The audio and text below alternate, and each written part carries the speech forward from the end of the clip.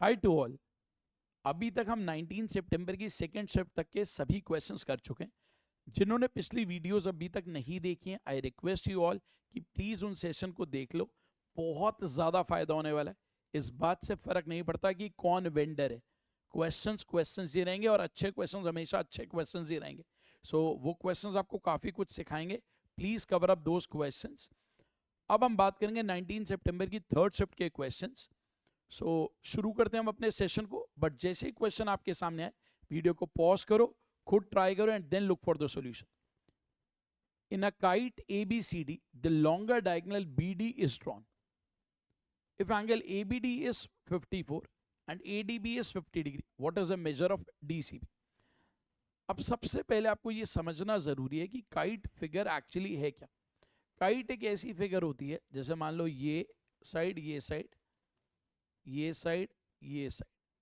अब काइट में क्या होता है, जैसे एक डायगोनल तो ये, एक डायगोनल तो ये, और एक डायगोनल ये दोनों डायगोनल्स एक दूसरे को 90 डिग्री पर कट करते हैं, 90 डिग्री पर कट।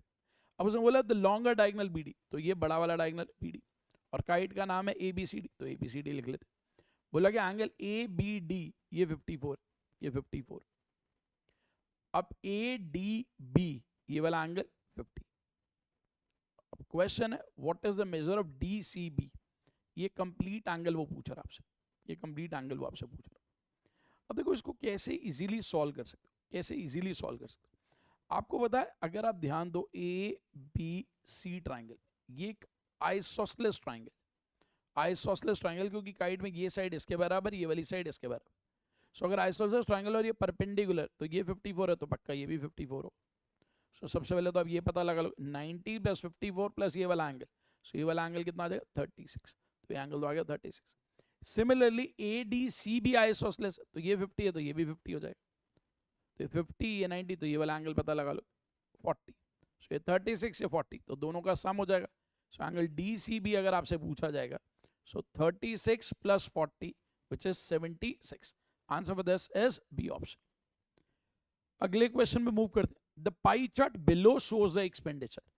अब लिखा pie chart below, but pie chart दिख नहीं रहा, वो नेक्स्ट स्लाइड पे है, क्योंकि इस स्लाइड पे जगह नहीं थी। So the pie chart shows the expenditure, खर्चा दिखा रहा होगा लाखों में, किसका, एक कंट्री का, डिफरेंट स्पोर्ट्स पे। तो दिखाता हूं मैं आपको पाई चार्ट, ये रहा वो पाई चार्ट। अब ये खर्चा दिखा रहा है आपको, क्या बोला जा रहा है, टेनिस पे जो खर्चा हो रहा है, फुटबॉल पे, ये टेनिस है। अब देखो मुझे कैसे पता चला ये टेनिस है, क्योंकि यहाँ ऑरेंज कलर फुटबॉल है, तो उससे पहले ये टेनिस, ये आपको दिया गया फुटबॉल, ये आपको दिया हुआ है गोल्फ, ये आपको दिया हुआ है स्विमिंग, अगला वाला आपको दिया हुआ है क्रिकेट, और ऐसे बास्केटबॉल। ठीक है, अब ये जो वैल्यूज आपको दी गई ये आपको दी गई हैं डिग्रीज में, ये आपको डिग्रीज में दी। अब बोलेगा what is the average expenditure on tennis, tennis पर ये वाली वैल्यू, गोल्फ पर ये वाली वैल्यू, स्विमिंग पर, बास्केटबॉल पर, इन चारों पर एवरेज एक्सपेंडिचर कितना, यानी कि औसत खर्चा कितना इन चारों पर, ये चार वैल्यूज एवरेज बताना। जब बोला गया क्रिकेट पे 72 लाख है, अब क्रिकेट वाला जो पार्ट है 60 डिग्री है, तो आपको ये बोला गया 60 डिग्री की वैल्यू तो है 72 लाख, और उन चारों की आपको एवरेज बतानी। अब चारों देखो कितने, 52 डिग्री, 85 डिग्री, 48 डिग्री, 45 डिग्री, ये सारी वैल्यूज। अब अगर एवरेज निकालनी है तो चार स्पोर्ट्स हैं, चार से डिवाइड करें, 52 प्लस 48 100 और 130 230, सो ये 230 बाय 4 है, 230 by 4 which is 57.5 degree, 57.5 degree. जब मुझे पता है 60 डिग्री की वैल्यू 72 लाख है, अब कोई मेरे से पूछ रहा है 57.5 डिग्री की वैल्यू। अब आप देखो आंसर 60 से तो कम ही होगा, तो 72 लाख से कम होगा, 72 लाख से कम होगा, बट उसके आसपास ही होगा, तो ये नहीं हो सकता, ये नहीं हो सकता, ये तो बहुत ही छोटा है, तो आंसर है सी ऑप्शन। इसे कहते हैं अप्रोक्सीमेशन का प्रॉपर यूज करना। पेपर में पूरा सॉल्व नहीं करना, स्मार्ट रहना है कि कौन सी वैल्यू हो सकती। सीधे next question, a thief is spotted by a policeman from a distance of 195 metres. बोल रहा है मान लो यहां पर पुलिसमैन है और यहां पर थीफ, ठीक है, इन दोनों के बीच में जो डिस्टेंस है that is 195 metres. When the policeman starts the chase, जब पुलिसमैन उसका पीछा करना शुरू करता है, चोर भी भागना शुरू करता है। चोर की स्पीड है 22 किलोमीटर प्रति घंटा और पुलिस की स्पीड है 27 किलोमीटर प्रति घंटा। क्वेश्चन है चोर कितना डिस्टेंस चलने के बाद पकड़ा जाए। मान लो चोर कहीं चल के यहां पकड़ा गया। सो आपको पता है क्योंकि दोनों इकट्ठे चल रहे हैं, दोनों इकट्ठे चल रहे हैं, यानी कि दोनों का टाइम सेम। टाइम सेम, जब टाइम सेम होता है तो डिस्टेंस स्पीड की रेशो पे डिपेंड करता है। दोनों की स्पीड 27 और 22 है। तो अगर पुलिस ने 27 यूनिट्स चला होगा, चोर ने 22 यूनिट्स चला होगा, तो दोनों में गैप कितने का 5 यूनिट्स, और उस 5 यूनिट्स की वैल्यू दी गई है 195। अब हमें बताना है चोर ने कितना चला। चोर ने तो 22 यूनिट चला, सो 1 यूनिट की वैल्यू 195/5 और 22 यूनिट्स की वैल्यू इंटू 22। अगर आप इसे सॉल्व करोगे, दिस इज 39 इंटू 22, 39 इंटू 22। अब आपको पता है 9 2 से 18, लास्ट में तो 8 आएगा, ये गलत हो गया, ये गलत हो गया। अब ये 39 है तो 3 के टेबल का नंबर होगा। देखो क्या ये 3 के टेबल का नंबर है, बट ये 3 के टेबल का नहीं, तो ये गलत, ये सही। सो आंसर है सी ऑप्शन। वरना सॉल्व तो कर ही सकते हो, मल्टीप्लाई करके सॉल्व कर ही लोगे। सी द नेक्स्ट क्वेश्चन। बहुत ही प्यारा क्वेश्चन पेपर में पूछा गया, और जब ये पहली बार आया बहुत कम बच्चे से कर पाए एग्जामिनेशन हॉल में विद इन टाइम। बोला गया दो इक्वेशंस आपको दी गई, ax plus a square plus 1y is 4, 4x plus ay is equal to a square, which of the following is true. Problem ये हुई, यहाँ पर 3 वेरिएबल्स, एक x था, एक y था और एक a था, जिसकी वजह से बच्चे कंफ्यूज हो गए, थोड़ा टाइम उन्होंने ज्यादा लिया या फिर सॉल्व ही नहीं करा। अब उसने बोला कौन सी स्टेटमेंट ट्रू है। अब देखो हर ऑप्शन में लिखा if a is this, if a is this, if a is this, if a is this. जब a ये है तो x और y है। देखो मैं अगर एग्जामिनेशन हॉल में होता तो मैं ऐसे क्वेश्चन को ऑप्शन से करता, और कौन सी ऑप्शन पहले पिक करनी मैं देखता सारी ऑप्शंस को जरा ध्यान से। यहाँ पर तो ये फ्रैक्शंस आ रहे हैं, मुझे बड़ा मुश्किल लगता है, तो I will not start with this, I will not start with this. अब या तो मैं बी से शुरू करूंगा या डी से। बी और डी में खास बात है दोनों में एक्स और वाई की वैल्यू सेम है, तो ज्यादा बेटर यही एक्स और वाई की वैल्यू रख दो और ए की वैल्यू निकालो। Let x is 48, y is 4। अब मैं ए की वैल्यू निकालता हूँ, तो पहली वाली इक्वेशन से आ जाएगी। मान लो पहली वाली में रखा, सो 48 ए हो जाएगा plus a square plus 1 into y, y कितना है 4, इज इक्वल टू 4। पूरी इक्वेशन को 4 से अगर डिवाइड कर दो तो 12a plus a square plus 1 is equal to 1। So यहां से a into a plus 12 equal to 0। तो a के दो आंसर जाएंगे, अगर ये 0 हो गया तो a की वैल्यू 0, ठीक है, और a की वैल्यू -12, क्योंकि a हमें -12 दिया हुआ तो we will use that. So answer is -12। इसे कहते हैं स्मार्ट अप्रोच। सो अगर पेपर में आता मैं ऐसे मार्क कर देता फटाफट और आंसर आगे बढ़ जाता, ठीक है। सो ये स्मार्ट अप्रोचेस सीखनी बहुत जरूरी। सी द नेक्स्ट क्वेश्चन। एक कुकर का अंकित मूल्य 12,500, अंकित मूल्य मार्क्ड प्राइस 12,500, उस पर 3 डिस्काउंट दिए जा रहे, एक 6% का, फिर 6% का और फिर 4%। 12,500 है, पहले 6% का डिस्काउंट, फिर 6% का डिस्काउंट, फिर 4% का डिस्काउंट। अब एक बात ध्यान रखना, ऐसे टोटल करने में तो 6, 6, 12 और 4 16 होता है, बट जब आप डिस्काउंट निकालोगे 16 से कम होगा। अभी मैं मान लेता हूं ये 16% भी होता, तो अगर मैं इस नंबर का 16% निकालू, इस नंबर का 10% तो 1250, 6% 1% 125, तो 6% 750, यानी कि डिस्काउंट जो है 2000 से कम होगा। डिस्काउंट जो है मुझे पता है 2000 से कम होगा। 12,500 में से 2000 माइनस करता हूं तो 10,500 आता है, यानी कि आंसर 10,500 से बड़ा होगा, ठीक है, और उसके क्लोज होगा। ऑप्शन में देखो ये तो बहुत ही बड़े हैं, पॉसिबल नहीं, ये छोटा है, पॉसिबल नहीं, तो आंसर इज ए ऑप्शन। देख रहे हो क्या स्मार्ट अप्रोचेस यूज करी जा रही।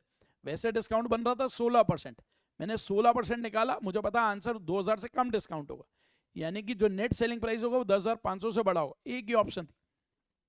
सो ये स्मार्ट अप्रोचेस सीखनी बहुत जरूरी। नेक्स्ट है एक ट्राइंगल है पी क्यू आर। अब एक ट्राइंगल है पी क्यू आर, उसमें पीटी मीडियन। अब मान लो ये एक ट्राइंगल पी क्यू आर और बोला गया पीटी मीडियन। अब एक थ्योरम होता है जिसको बोलते हैं अपोलोनियस थ्योरम, बहुत ही इंपॉर्टेंट है अपोलोनियस थ्योरम। वो ये कहता है कि P से जो मीडियन बनेगा, P से मीडियन बन रहा है PT, तो सबसे पहले देखो P से दो साइड्स आ रही है, P से दो साइड्स यानी एक PQ उसका स्क्वायर और दूसरी साइड जो जा रही है उसे PR का whole square is equal to 2 times of PT का होल स्क्वायर, PT का होल स्क्वायर, यानी कि जो मीडियन है उसका स्क्वायर प्लस तीसरी साइड का आधा, चाहे QT लिख लो चाहे RT लिख लो, क्योंकि ऑप्शन में QT दिया हुआ तो मैं QT लिख रहा हूँ, QT स्क्वायर। ये होता है अपोलोनियस थ्योरम। अब देखो कहां पर है, PQ square plus PR square, यहाँ 2 आना चाहिए, गलत। PQ square plus PR square is 2 times of PT square plus QT square. Answer is B option. Apollonius theorem. Direct theorem अगर पता था तो ये क्वेश्चन आपके लिए 10 सेकंड का था सिर्फ। Next question, the given table shows the number of candidates who appeared both male and female. ये डाटा दे रहा है मेल और फीमेल कैंडिडेट्स जो अपीयर हुए। ये अपीयर कैंडिडेट स्टेट एक्स के, ये क्वालिफाइड कैंडिडेट स्टेट एक्स के। ऐसे जेड के अपीयर्ड, जेड के क्वालिफाइड। एक एग्जाम में स्टेट एक्स और जेड की कुछ वैल्यूज मिसिंग है, वो हमें पता लगानी। अब क्या बोल रहा है, the number of appeared candidate from Z increase by 100%। कह रहा है जो जेड के कैंडिडेट्स हैं वो 100% से इंक्रीज हो गए स्टेट जेड के 2008 से 2009 में। यानी कि जो ये वैल्यू थी, मान लो अगर ये वैल्यू 100 थी तो ये कहना चाह रहा है 100% से बढ़ गई, 200 हो गई। अब कह रहा है टोटल क्वालिफाइड कैंडिडेट्स 552 है। अगर 100 यहां थे तो क्वालिफाई कितने हुए, 70। यहाँ 200 थे तो क्वालिफाई कितने हुए, 160। यानी कि कितने क्वालिफाई हो गए, कितने क्वालिफाई हो गए, 70 और 160, 230। अगर 230 क्वालिफाइड कैंडिडेट्स थे, 230 क्वालिफाइड कैंडिडेट, तो स्टेट जेड से कितने अपीयर थे, 200। 200 देखो मैं क्या लिख रहा हूं, उसने ये पूछा हमसे, हमें क्वेश्चन में बोला गया है कि स्टेट जेड से टोटल क्वालिफाई जो है 552, हमारे वैल्यू के अकॉर्डिंग 230 आ रहा है। तो कह रहा है बताओ जेड से अपीयर कितने, ये वाली वैल्यू पूछ रहा है हमसे, ये वाली वैल्यू पूछ रहा है। ये 230 आया था जब ये 200 था। अब ये वाली वैल्यू हमसे पूछ रहा है, ये हमें बताया गया 552। अब अगर आप देखो यहां पर, जब ये 230 है, ये 200 है, तो ये छोटा ही होगा। तो ये 552 है तो 552 से छोटा ही होगा, तो ये आंसर नहीं हो सकता। ठीक है, जब ये इससे छोटा है, ऑलमोस्ट 30 छोटा है, 230 से 30 छोटा है, इस नंबर का 12-13%, तो ये भी 12-13% छोटा, मतलब 50-60 के आसपास छोटा, तो ये आंसर नहीं हो सकता, ये नहीं हो सकता। तो आंसर पक्का सी ऑप्शन। इसे कहते हैं स्मार्ट अप्रोच। सॉल्व करना चाहो तो कर ही सकते हो, सॉल्व करना चाहो तो कर ही सकते हो। आप बोल सकते हो भाई यहां पर देखो 0 0 काट दो और रेशो ले लो। मान लो ये नंबर k है, so 20/k is equal to 23/552। Solve कर लोगे आंसर आ जाएगा। सो k की वैल्यू 480। बट इतनी मेहनत करने की जरूरत नहीं है, मैंने आपको बताया। ये अप्रोचेस सीख लोगे तो काम बहुत आसान हो जाएगा। सेम क्वेश्चन हिंदी में भी दिया हुआ है, ये देखो सेम। तो जो लोग हिंदी में पढ़ना चाहते हैं वो हिंदी में भी पढ़ के क्वेश्चन कर सकते हैं, आसान क्वेश्चन। अगले क्वेश्चन पे आते हैं। कह रहा है एक बिंदु ए से 7 इकाई त्रिज्या वाले वृत्त पर एक स्पर्श रेखा की खींची जाती। सो एक पॉइंट ए, उससे बोला जा रहा है एक आपने टैंजेंट बनाई, उसी पॉइंट से एक सीकेंट भी बनाई। मान लो ये एक सर्कल है, अब मान लो आपने ये तो टैंजेंट बनाई, ठीक है, और एक सीकेंट बनाई जो सर्कल को बी और सी पे कट करी। मान लो ये पॉइंट बी, ये पॉइंट सी, और वो पॉइंट ए था जहां से आपने टैंजेंट बनाई। मान लो टैंजेंट थी 80। अब बोला कि which cuts the circle at B and C, the point is B is near, B पास है, तो मैंने ऐसे ही बना लिया। What is the length of BC, BC की लेंथ पूछ रहा है। कह रहे टैंजेंट की लेंथ है 21, ए बी की लेंथ है 14। अब आपसे लेंथ किसकी पूछ रहा है, बीसी, ये बीसी की लेंथ पूछ रहा है। सो बीसी की जो ये लेंथ है ये आपसे पूछ रहा है। सो लेट ये लेंथ एक्स है। अब एक थ्योरम होता है टैंजेंट सीकेंट थ्योरम, वो सिंपल ये कहता है ए से टी टैंजेंट है, तो टैंजेंट की जो लेंथ है उसका स्क्वायर इज इक्वल ए से लेकर बी तक वो 14 है, इनटू ए से लेकर सी तक जो कि 14 प्लस एक्स है। ये सॉल्व करना। अब ये 21 into 21 is equal to 14 into 14 plus x. 7 के टेबल में ये 2, 7 के टेबल में ये 3। So 63/2 31.5 is equal to 14 plus x. X की वैल्यू है 17.5। Direct question on tangent secant theorem, tangent secant theorem. अगले क्वेश्चन पे आते हैं। अब इस क्वेश्चन को करने की मल्टीपल अप्रोचेस हो सकती हैं। पहले तो मैं आपको बताता हूं मैं एग्जामिनेशन हॉल में होता तो क्या करता, मैं कैसे करता। देखो ये नंबर है 25 की और 4, तो इसकी यूनिट डिजिट 5 होगी, इसकी यूनिट डिजिट 0 है, इसकी यूनिट डिजिट 1 है, इसकी यूनिट डिजिट 5 है। यानी कि जो न्यूमरेटर है उसकी यूनिट डिजिट 1 है, डिनोमिनेटर की यूनिट डिजिट 5 + 5 + 1, तो इसकी भी यूनिट डिजिट 1। अब एक नंबर है जिसकी यूनिट डिजिट 1 है, न्यूमरेटर की भी डिनोमिनेटर, तो डिवाइड करके जो आंसर आएगा वो भी 1 ही आएगा, लास्ट में 1, तो आंसर है बी ऑप्शन, वो पक्का यही होगा। तो एक तो तरीका ये, यानी कि आपने हेल्प ली यूनिट डिजिट, आपने यूनिट डिजिट का लॉजिक यूज किया। दूसरी चीज जो मैं आपको सिखाना चाहता हूं, दैट इज वेरी इंपॉर्टेंट, कि इसका कॉन्सेप्ट भी सीखो। एक बहुत इंपॉर्टेंट फॉर्मूला होता है, एक्स की power 4 plus x square plus 1 is equal to x square plus x plus 1 into x square minus x plus 1। This is very very important, very important, ये नोट कर लेना, ये कई जगह यूज होगा। अगर आप इस क्वेश्चन को ध्यान से देखो, लेट 25, एक्स जो है 25 है, सो ये जो नंबर है ध्यान से देखो क्या है, एक्स की पावर 4, ये 25 स्क्वायर का डबल है, यानी कि 2x square plus 1 minus x square divided by x square plus x plus 1। तो ऊपर वाला नंबर बना एक्स की power 4 plus x square plus 1 divided by x square plus x plus 1। अगर इस एक्सप्रेशन को इससे डिवाइड कर दो तो आंसर क्या आएगा, x square minus x plus 1, और एक्स तो 25 है, सो 25 का square minus 25 plus 1, 625 minus 25, 600 plus 1, answer 601। तो आप ऐसे भी कर सकते हैं। क्वेश्चन बहुत अच्छा था, बट आप ऑप्शन से करते जल्दी होता है यूनिट डिजिट, वरना आपको ये भी आना चाहिए। So this is second approach. आप देखते हो मैं एक ही क्वेश्चन की आपको कई कई अप्रोचेस सिखाता हूं। आप पूरे YouTube पे चले जाओ, जाके चेक कर लेना, जितने टाइम में हमने आपको क्वेश्चंस कराए उतने टाइम में किसी ने भी आपको क्वेश्चंस नहीं कराए। अभी तक अगर आप जाके देखोगे रफली अराउंड 22-23 वीडियोस डल चुकी होंगी। 22-23 वीडियोस में ऑलमोस्ट मुझे लगता है 7 से 8 घंटे पढ़ाया गया होगा, बट उस 8 घंटे में लगभग 180 सवाल करा दिए गए। इतने सवाल आपको कोई नहीं कराएगा। ठीक है, चलो आगे बढ़ते। See the next question, the ratio of boys to girls in a college is 5:6। Boys और गर्ल्स की रेशियो 5:6। अब देखो कई बारी जब आप इतना ही पढ़ते हो और लास्ट में बोला गया नंबर ऑफ गर्ल्स बताओ, तो गर्ल्स 6 के टेबल का, कई लोग ये चेक करते हैं प्रोवाइडेड 6 के टेबल का, तो 6 के टेबल का ये नहीं है, ये नहीं है, ये नहीं है, पेपर में मार्क करना था फटाफट कर सकते थे, बट डिटेल्ड अप्रोच भी आनी चाहिए। बॉयज और गर्ल्स के रेशियो 5:6, तो अगर ये 5x है तो ये 6:6 है। बोला गया 40 लड़के कॉलेज छोड़ देते हैं, 50 लड़कियां और ज्वाइन करती हैं, जिसकी वजह से रेशियो हो जाती है 8:11। क्रॉस मल्टीप्लाई करोगे एक्स की वैल्यू आ जाएगी, गर्ल्स पता लगा लोगे। अब सॉल्व करते हैं, ये 55x, ये 48x, तो इधर आएगा 7x, ये -440, ये 400, सो 840। ये आपको फास्ट आना चाहिए करना। सो x की वैल्यू 120, अगर x की वैल्यू 120 है, सो 6 × 120, आंसर है 720। आई होप आपको सेशन में मजा आ रहा होगा। प्लीज चैनल को सब्सक्राइब कर दो अगर अभी तक नहीं करा है, एंड ज़्यादा से ज़्यादा लोगों तक शेयर कर दो। ठीक है, और अगर आपको अच्छा लग रहा हो तो कमेंट में ज़रूर बताओ।